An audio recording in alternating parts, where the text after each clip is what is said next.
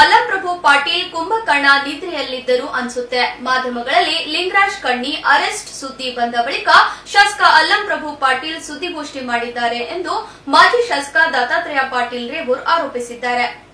ನಗರದ ಪತ್ರಿಕಾ ಭವನದಲ್ಲಿ ಸುದ್ದಿಗೋಷ್ಠಿ ನಡೆಸಿ ಮಾತನಾಡಿದ ಅವರು, ನಾನು ಚುನಾವಣೆಯಲ್ಲಿ ಸೋತಿದ್ದು ಮತ್ತು ವೈಯಕ್ತಿಕ ಬಗ್ಗೆ ಮಾತನಾಡಿದ್ದಾರೆ. ಶಾಸಕರ ಕಿವಿ ಅಷ್ಟೇ ಲೂಸ್ ಇದೆ ಅನ್ಕೊಂಡಿದ್ದೆ, ಆದರೆ ಅವರ ನಾಲಿಗೆ ಕನೆಕ್ಷನ್ ಕೂಡ ಲೂಸ್ ಇದೆ ಅಂತ ಇವಾಗ ಗೊತ್ತಾಗ್ತಿದೆ. ನಮ್ಮ ಕುಟುಂಬದ ಬಗ್ಗೆ ಮಾತನಾಡಲು ಅವರಿಗೆ ಜನ ಶಾಸಕರಾಗಿ ಮಾಡಿಲ್ಲ. ನನ್ನ ತಾಯಿ ಮತ್ತು ತಂದೆಗೆ ಈ ಜನ ಶಾಸಕರಾಗಿ ಮಾಡಿ. ಈ ಹಿಂದೆ ಇದೇ ಅಲ್ಲಂಪ್ರಭು ನನ್ನ ವಿರುದ್ಧ ಚುನಾವಣೆಯಲ್ಲಿ ನಿಂತು ಸೋತಿದ್ದರು. ಅದು ನೆನಪಿಲ್ಲವಾ ಅಂತ ಟಾಂಗ್ ಕೊಟ್ಟ ದತ್ತಾತ್ರೇಯ ಪಾಟೀಲ್ ಅವರು ನಮ್ಮ ಮೆಡಿಕಲ್ ಶಾಪ್ ಮೇಲೆ ರೇಡ್ ಆಗಿತ್ತು ಎಂದು ಹಾದಿ ತಪ್ಪಿಸುತ್ತಿದ್ದಾರೆ. ರೇಡ್ ಆಗೋಲ್ಲ, ಬದಲಿಗೆ ಪರಿಶೀಲನೆ ಮಾಡ್ತಾರೆ. ನಮ್ಮ ಮೆಡಿಕಲ್ ಶಾಪ್ ನಾನು ಹುಟ್ಟೋದಕ್ಕಿಂತ ಮುಂಚೆ ಇದೆ. ಬಹುಶಃ ಅದು ಅಲ್ಲಂಪ್ರಭು ಪಾಟೀಲ್ಗೆ ಗೊತ್ತಿಲ್ಲ ಅನ್ಸುತ್ತೆ. ಅವರ ಮಗ ಸ್ಯಾಂಡ್ ಮಾಫಿಯಾದಲ್ಲಿ ಭಾಗಿಯಾಗಿದ್ದಾರೆ. ಅವರ ಮಗನ ಮೇಲೆ ನೆಲೋಗಿ ಠಾಣೆಯಲ್ಲಿ ಕೇಸ್ ದಾಖಲಾಗಿದೆ. ಅದು ಗೊತ್ತಿಲ್ಲವೇ ಎಂದ ದತ್ತಾತ್ರೇಯ ಪಾಟೀಲ್ ಪ್ರಶ್ನೆ. ಲಿಂಗರಾಜ್ ಕಣ್ಣಿ ಅವರ ಒಂದು ಪ್ರಕರಣಕ್ಕೆ ಸಂಬಂಧಪಟ್ಟಂತೆ ಕಲಬುರಗಿಯ ದಕ್ಷಿಣ ಕ್ಷೇತ್ರದ ಶಾಸಕರಾದಂಥ ಅಲ್ಲಂಪ್ರಭು ಪಾಟೀಲ್ ಅವರ ಹೇಳಿಕೆಯನ್ನು ಗಮನಿಸಿ, ಪ್ರಕರಣ ದಾಖಲಾಗಿರುವಂಥದ್ದು 25 ದಿವಸ ಆಗಿದೆ. ಮಾಧ್ಯಮದಲ್ಲಿ ಬಂದು 1 ವಾರ ಆಗಿದೆ. ಆದರೆ ನನಗನ್ಸುತ್ತೆ ಅಲ್ಲಂಪ್ರಭು ಪಾಟೀಲ್ರು ಕುಂಭಕರ್ಣ ನಿದ್ದೆಯಲ್ಲಿದ್ದರೇನಂತ ಹೇಳಿ ಅನ್ನಿಸ್ತಾ ಇದೆ.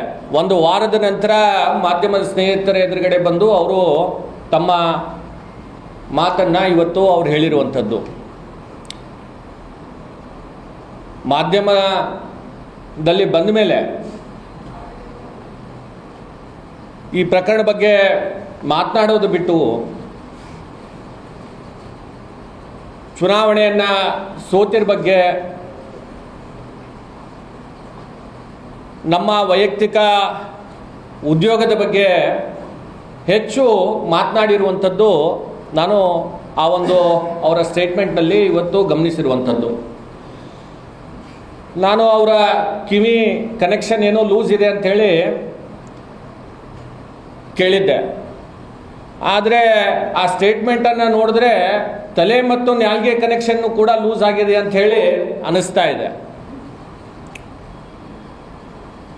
ಬಹಳ ಉದ್ವೇಗವಾಗಿ ಮಾತನಾಡೋದ್ರ ಮುಖಾಂತರ ಜನ ಅವರಿಗೆ ಅವಕಾಶ ನೀಡಿರುವಂಥದ್ದು ಈ ಭಾಗದ ಅಭಿವೃದ್ಧಿ ಮಾಡಲಿಕ್ಕೆ. ಯಾವುದೋ ವೈಯಕ್ತಿಕ ವಿಚಾರದ ಬಗ್ಗೆ ಮಾತನಾಡಲಿಕ್ಕೆ ಇವತ್ತು ಅವರಿಗೆ ಇಲ್ಲಿ ಶಾಸಕರಾಗಿ ಮಾಡಿರುವಂಥದ್ದಿಲ್ಲ. ನಮ್ಮ ಬಗ್ಗೆ ಆಗಿರ್ಬೋದು, ಹಿಂದಿನ ಶಾಸಕರಾದಂಥ ಚಂದ್ರಶೇಖರ್ ಪಾಟೀಲ್ ರೇವೂರವ್ರ ಬಗ್ಗೆ ಆಗಿರ್ಬೋದು, ನಮ್ಮ ಕುಟುಂಬದ ಬಗ್ಗೆ ಮಾತಾಡಲಿಕ್ಕೆ ಇವತ್ತು ಅವರು ಶಾಸಕರಾಗಿಲ್ಲ. ಆದರೆ ಅವರಿಗೆ ಜನ ಅವಕಾಶ ಕೊಟ್ಟಿದ್ದು ಈ ಭಾಗ ಅಭಿವೃದ್ಧಿ ಮಾಡಲಿಕ್ಕೆ ಇವತ್ತಿನ ದಿವಸ ಅವಕಾಶವನ್ನು ಕೊಟ್ಟಿರುವಂಥದ್ದು. ಹಿಂದೆ ಸುಮಾರು 20 ವರ್ಷ ನಮಗೆ ಈ ಭಾಗದ ಜನರು ಆಶೀರ್ವಾದ ಮಾಡಿ ತಂದೆಯವರನ್ನು, ತಾಯಿಯವರನ್ನು, ನನ್ನನ್ನು 2 ಬಾರಿಗೆ ಶಾಸಕರು ಮಾಡಿ ಈ ಭಾಗದ ಸೇವೆಯನ್ನು ಮಾಡುವಂಥ ಒಂದು ಅವಕಾಶ ಜನರು ಕೊಟ್ಟಿರುವಂಥದ್ದು. ಮಾನ್ಯ ಅಲ್ಲಂಪ್ರಭು ಪಾಟೀಲ್ರು ಕೂಡ ನನ್ನ ಎದುರುಗಡೆ ಒಂದು ಸಾರ್ತಿ ನಿಂತು ಸೋತಿದ್ದಾರೆ ಹೋದ ಚುನಾವಣೆಯಲ್ಲಿ. ಹಿಂದೆ ಅವರಿಗೆ ಜನ MLC ಆಗಿ ಗ್ರಾಮ ಪಂಚಾಯಿತಿಯ ಸದಸ್ಯರು ಅವರಿಗೆ ಅವಕಾಶ ಕೊಟ್ಟಿದ್ದರು. ಆದರೆ ಅಲ್ಲಿ ಯಾವುದೇ ಕಾರಣಕ್ಕೆ ಯಾವುದೇ ಗ್ರಾಮ ಪಂಚಾಯಿತಿಗೆ ಸದಸ್ಯರಿಗಾಗಲಿ ಅವರಿಗೆ ಏನು ಅಭಿವೃದ್ಧಿ ಮಾಡಬೇಕಾಗಿತ್ತು ಅದನ್ನು ಮಾಡಿಲ್ಲ ಅಂತ ಅನ್ನೋದಕ್ಕೆ ಅಲ್ಲಿ ಗ್ರಾಮ ಪಂಚಾಯಿತಿಯಲ್ಲಿ ಚುನಾವಣೆಯಲ್ಲಿ ನಮ್ಮ ಅಭ್ಯರ್ಥಿಗಳಾದಂಥ BG ಪಾಟೀಲ್ರ ಎದುರುಗಡೆ ಸೋತಿ ಆ ಕ್ಷೇತ್ರವನ್ನೇ ಬಿಟ್ಟು ಮುಂದೆ ಅಲ್ಲಿ ನಾನು ಯಾವುದೇ ಕಾರಣಕ್ಕೂ ಗೆಲ್ಲಲಿಕ್ಕೆ ಸಾಧ್ಯ ಇಲ್ಲ ಅಂತ ಹೇಳಿ ಅರಿತು ಅವರು ಆ ಕ್ಷೇತ್ರ ಬಿಟ್ಟು ಇಲ್ಲಿ ಕಲಬುರಗಿ ದಕ್ಷಿಣಕ್ಕೆ ಬಂದು ನನ್ನ ಎದುರುಗಡೆ ಚುನಾವಣೆ ನಿಂತಿದ್ರು. ಸಂದರ್ಭದಲ್ಲೂ ಕೂಡ ಅವರಿಗೆ ಚುನಾವಣೆಯಲ್ಲಿ ಜನ ಅವರನ್ನು ಸೋಲಿಸಿ ಜನರು ನನಗೆ ಅವಕಾಶ ಕೊಟ್ಟಿರುವಂಥದ್ದು. ಅದು ಯಾಕೋ ಮರ್ತು ಬಿಟ್ಟಿದ್ದಾರೆ ಅಂತ ಹೇಳಿ ಅನಿಸ್ತಾ ಇದೆ. ಚುನಾವಣೆ ಗೆದ್ದ ಮೇಲೆ ಮೊದಲನೇ ಕೆಲಸ ಅಭಿವೃದ್ಧಿಗಾಗಿ ನೀವು ಯಾವುದೇ ಆದ್ಯತೆ ಕೊಡಲಿಲ್ಲ. ನೀವು ಏನು ಮಾಡಿದ್ರಿ ಅಂತಂದರೆ, ನಿಮ್ಮ ಸಂಬಂಧಿಕರನ್ನು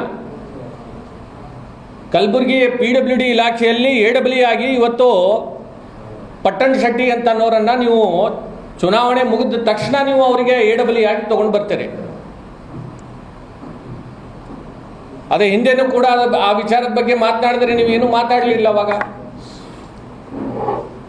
ಯಾರಾದರೂ ಶಾಸಕರು ತಮ್ಮ ಸಂಬಂಧಿಕರನ್ನ ಇವತ್ತು ಅದೇ ಕ್ಷೇತ್ರದ ಒಂದು AWE ಆಗಿ ಇವತ್ತಿನ ದಿವಸ ತಂದಿರುವಂಥದ್ದು ಉದಾಹರಣೆ ಇಲ್ಲ. ನಾವಂತರೂ 20 ವರ್ಷದಲ್ಲಿ ರಾಜಕಾರಣದಲ್ಲಿ ನಮ್ಮ ಯಾರು ಸಂಬಂಧಿಕರನ್ನ ಇವತ್ತು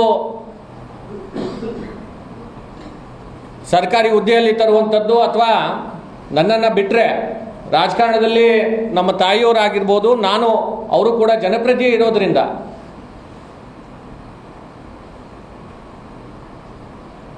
ರಾಜಕಾರಣದಲ್ಲಿ ಇರುವಂಥದ್ದು ನಮ್ಮ ಕುಟುಂಬದಲ್ಲಿ ಯಾರು ಮತ್ತೆ ಬೇರೆಯವರು ನಿಮ್ಮ ಥರ ಶಾಸಕರು ನೀವಿದ್ದೀರೋ ನಿಮ್ಮ ಮಕ್ಕಳಿಗೆ ಶಾಸಕರು ಇದ್ದಾರೆ ಅಂತ ಅನ್ನೋದು ಇನ್ನೂ ಕೂಡ ಜನರಿಗೆ ಅರ್ಥ ಆಗ್ತಾ ಇಲ್ಲ. ನಿಮ್ಮ ಮಗ ಬೇರೆಯವರಿಗೆ ಅಧಿಕಾರಿಗಳಿಗೆ ಪತ್ರ ಕೊಟ್ಟರೆ ನೀವು ಬೇರೆಯವರಿಗೆ ಕೊಡ್ತೀರಿ. ಸರ್ಕಾರಿ ಅಧಿಕಾರಿಗಳ ಜೊತೆಯಲ್ಲಿ ಮೀಟಿಂಗ್ ಮಾಡಲಿಕ್ಕೆ ಇವತ್ತು ನಿಮ್ಮ ಮಕ್ಕಳು ಆ ಮೀಟಿಂಗ್ನಲ್ಲಿ ಭಾಗವಹಿಸ್ತಾರೆ.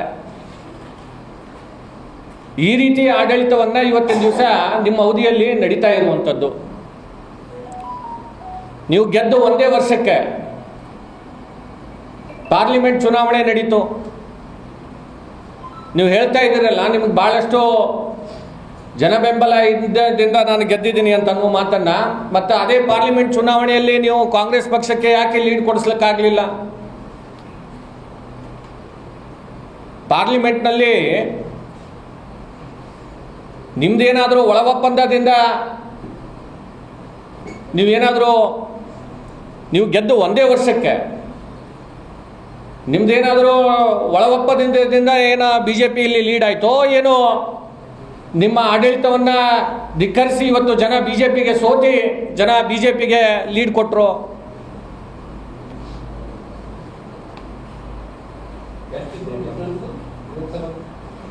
ಹತ್ತು ಸಾವಿರ. ಹೀಗಾಗಿ ನಿಮ್ಮ ಏನು ಈ ಪ್ರಕರಣ ಈಗ ನಡೀತಾ ಇದೆ, ಈ ಪ್ರಕರಣಕ್ಕೆ ಸಂಬಂಧಪಟ್ಟಂತೆ ನೀವು ಹೇಳಿದಿರಿ CBIಗೆ ಪತ್ರ ಕೊಡ್ತೀನಿ ಅಂತ ಅನ್ನೋ ಮಾತನ್ನ.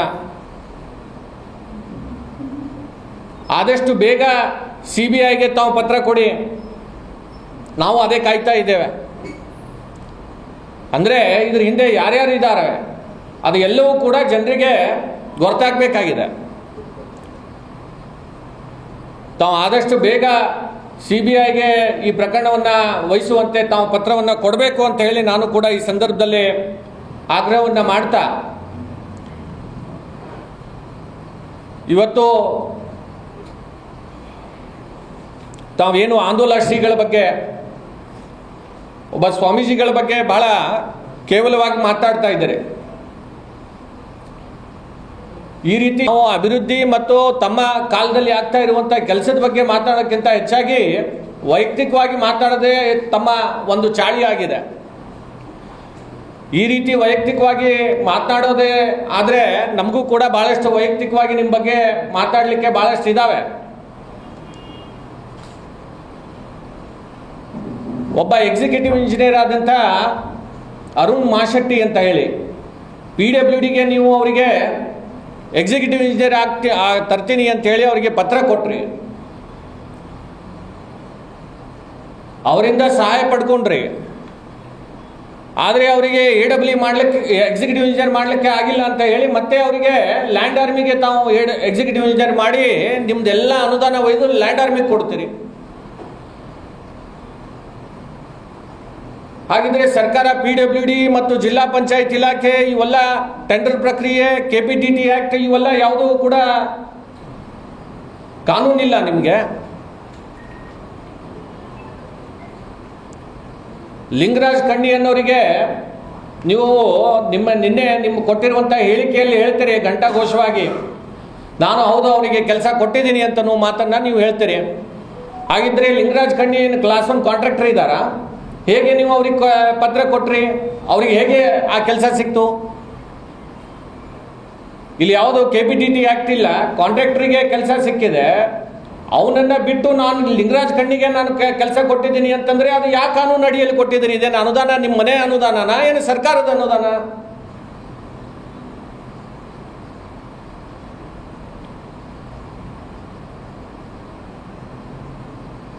ನಾನು ಜಿಲ್ಲಾ ಉಸ್ತುವಾರಿ ಸಚಿವರನ್ನು ಕೂಡ ಈ ಸಂದರ್ಭದಲ್ಲಿ ಆಗ್ರಹ ಮಾಡ್ತೇನೆ, ನೀವೇನು ಆ ಕೆಲಸವನ್ನ ನೀವು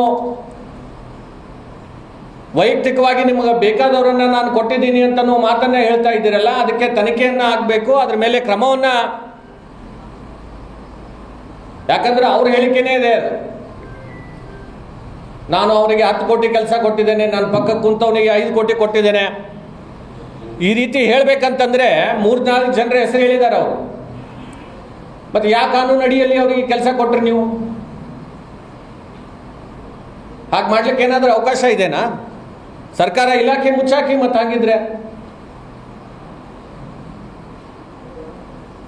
ಈ ರೀತಿ ನಿಮಗೆ ಅಕ್ರಮವಾಗಿ ಇವತ್ತು ಅಧಿಕಾರಿಗಳನ್ನ ತರುವಂಥದ್ದು, ಇವತ್ತು ನಿಮ್ಗೆ ಬೇಕಾಗಿರುವಂಥ ಇಲಾಖೆಗೆ ಅನುದಾನ ಕೊಟ್ಟು ಇವತ್ತು ಅದರಲ್ಲಿ ಅವ್ಯವಹಾರ ಮಾಡುವಂಥದ್ದು, ಇದನ್ನ ನಿರಂತರವಾಗಿ ನಿಮ್ಮ ಅವಧಿಯಲ್ಲಿ ನಡೀತಾ ಇದೆ. ಜನರು ಕೂಡ ಇದನ್ನು ಗಮನಿಸ್ತಾ ಇದ್ದಾರೆ.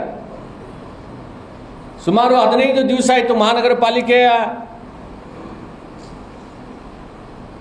ಅಲ್ಲಿರುವಂಥ ನೌಕರರು ಇವತ್ತು ಮುಷ್ಕರದಲ್ಲಿ ಕುಂತಿದ್ದಾರೆ.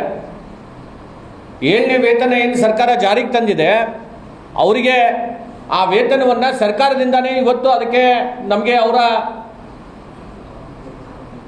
ಸ್ಯಾಲ್ರಿ ಆಗಿರ್ಬೋದು, ಬೇರೆ ಬೇರೆ ಸರ್ಕಾರಿ ನೌಕರರಿಗೆ ಯಾವ ರೀತಿ ಸರ್ಕಾರ ಅವರಿಗೆ ಸ್ಯಾಲ್ರಿ ಕೊಡ್ತಾ ಇದೆ ಅದೇ ರೀತಿ ನಮಗೂ ಕೂಡ ಕೊಡಬೇಕು ಅಂತ ಹೇಳಿ ಅವರು ಬೇಡಿಕೆಯನ್ನು ಇಟ್ಟು ಸುಮಾರು 10 ದಿವಸ ಕಾಲ ಇವತ್ತು ಯಾವುದೇ ರೀತಿಯಾದಂಥ ಕಾರ್ಪೊರೇಷನ್ನಲ್ಲಿ ಕೆಲಸ ನಡೀತಾ ಇಲ್ಲ. ಎಲ್ಲರೂ ಕೂಡ ಮುಷ್ಕರದಲ್ಲಿದ್ದಾರೆ. ಸುದ್ದಿಗೋಷ್ಠಿಯಲ್ಲಿ ಮಾಜಿ ಮೇಯರ್ ವಿಶಾಲ್ ದರ್ಗಿ ಸೇರಿದಂತೆ ಅನೇಕ ಬಿಜೆಪಿ ಮುಖಂಡರು ಉಪಸ್ಥಿತರಿದ್ದರು.